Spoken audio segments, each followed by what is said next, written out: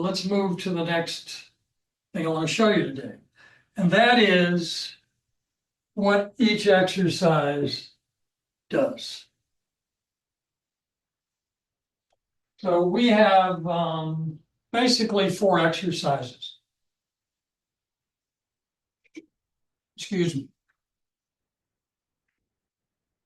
So each of these exercises, the first one where we pinch the shoulders, stand tall, no knee flex, pinching the shoulders together, is the first exercise. Then, and you can do this in any order, by the way. I've had that question asked numerous times. Do I have to, you can start, you can do only the standing tall first, and then the forward, and then the back, making sure there's no knee flex standing tall, adding knee flex when you bend. But let's take a look at, I'm going to go to black now. So I'm going to go to black 1.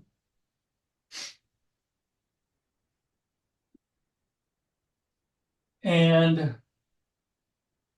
going to do one exercise. I'm going to do standing tall. Left wrist is flat, in through my nose.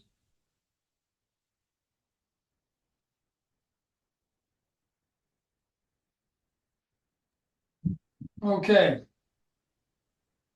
Now, just doing that, I disrupted my core. Why?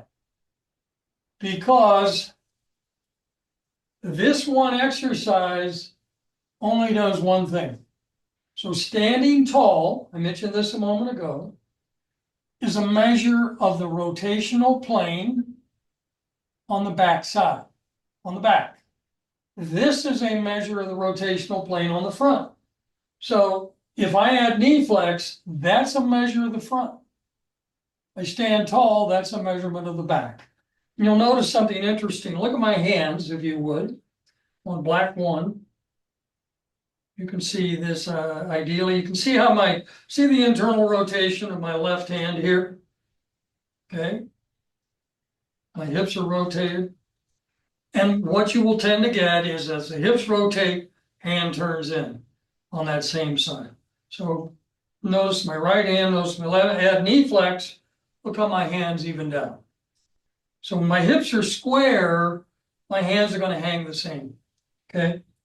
And one of the things when doing the research, Kevin kept pointing out to me in his text was knee pronation. We haven't talked a lot about that, but that is such an important concept for any elderly athlete, anyone. That knee pronation, you're going to get potential for injury rises. These exercises eliminate that, and they'll level the shoulders and the hips. So that's one. So let me go to the next. I'm going to go to black 2.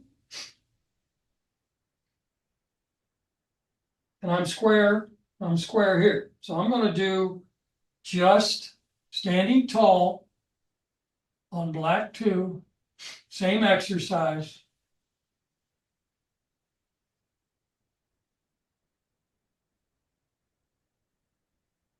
So if I only do that one exercise, what happens to the rest of my core? My hips rotate. However, I'm measuring, this is a measurement of the back. Again, this is measurement of the front. As I add knee flex, my hip square. Hip square. So it's the rotational plane on the front is what this exercise does. Now, I'm going to go, to black 3. And we're good here. So if I do black 3, I pull my shoulder blades together, left wrist is flat, took one hand off when I moved over, straight ahead, no knee flex, and pinch. Shoulder blades are pinched together. Now this is a measure. This is impacting the back of the core on the rotational plane. So when I stop, my hands are hanging the same. I'll turn and face to show you in a moment.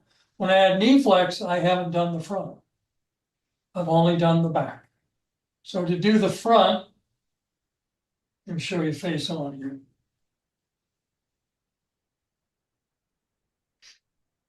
Black 3.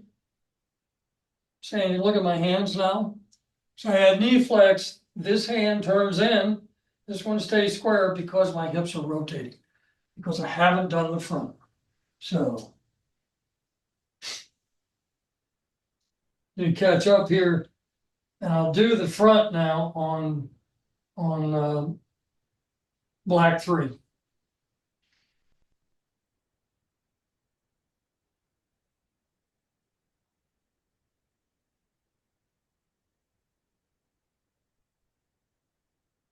Again, these are just the two positions when standing tall, one forward, one back.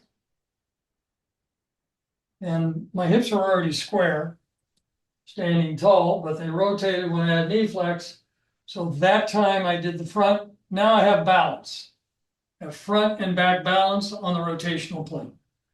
So those are the factors that these two positions will impact in your core. Let's do, all right.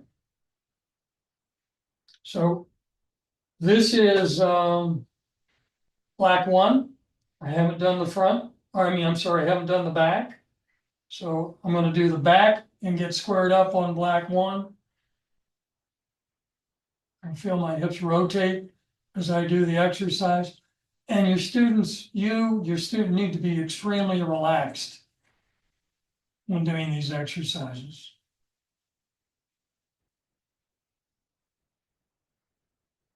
Now, I've done the back, had knee flex, I'm good. Okay. Now I'm on black 2. So black 3, I've done front and back. Black 2, I've only done the front. So the front is when I had knee flex. So let's do the back. Again, form, flat left wrist. This is exactly what you're going to find with shaft lean when we get to grip, and how important shaft lean is in the address position. Okay, I'll be square. So I am square on black 1, black 2, and black 3. Okay, let's take a look now at the back of the core. Any movement forward is coming out of the back of the core and on a sagittal plane. So I am pretty darn square here. That's because I've already done these, by the way. And I'm pretty square here. On the left, okay. So the sagittal plane is square. Let's show you what happens with the sagittal plane when I just do one exercise on the sagittal plane. Now I'm going to add knee flex. One hand's off the bat. I'm going to add knee flex and roll my shoulders toward the sternum.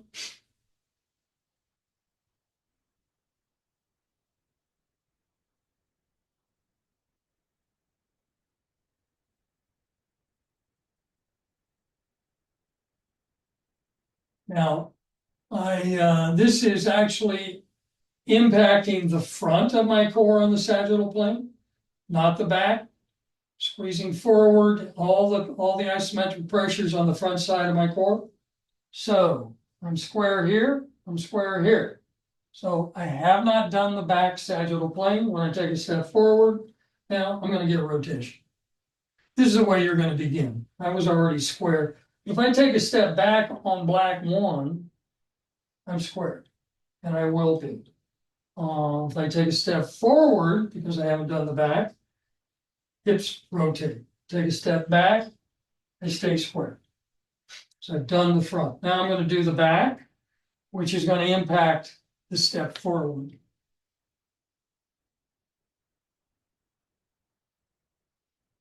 One hand's off, I'm on black 1.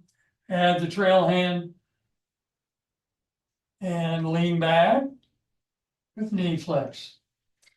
Now, 4 or 5 years ago, I made a video demonstrating this before we had the tape on the fingers. I'll put a link to that video in this chapter, but this is really all you need to understand.